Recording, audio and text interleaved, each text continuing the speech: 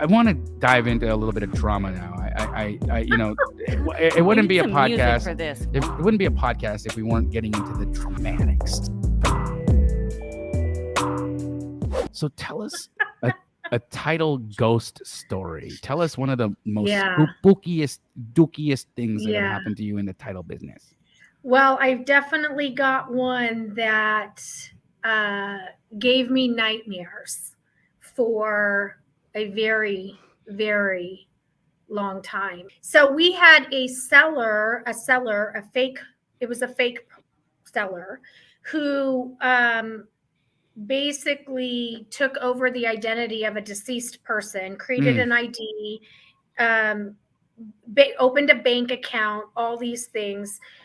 So it came time for closing. We had been communicating with this individual. It came time for closing. We sent a notary out to him. He provided identification. The notary, who also carries, liability insurance, notarized him. It was one of our regular preferred notaries.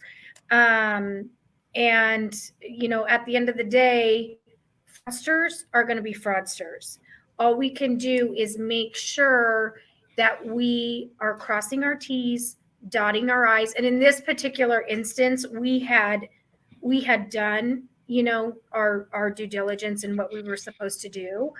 But me, I couldn't stop thinking about the family that had been affected by this, that had, they already had to deal with the death of a family member. And so now to have to deal with, home being gone and their belongings and all these things, it's just, it's awful. But again, at the end of the day, this is why you get title insurance on your transactions. And you don't just sign deeds here and there, transferring property and swap checks, And you also go with your gut on that one, right? So like on either side of the transaction, as an investor, as an escrow officer, sometimes when your gut feels off, you take action, right? For sure. And it's interesting, right? Because we're again, in the world of fraud, it's such a terrible thing. I've been a victim of fraud before. I've been a victim of a wire being intercepted by a fraudster. In fact, I was in a Fidelity deal when money was intercepted by a fraudster. So somebody had hacked an email account. They had swapped in wire instructions that were their wire instructions. Money got wired to the wrong bank account. And I have to be honest, Fidelity Title was the most stand-up company when it came to dealing with this situation, unraveling everything, helping us get the money back, clawbacks, making everything whole, working with the banks, working with everybody to make sure that the deal, like nobody was hurt, right? And at the end of the day, that's really important.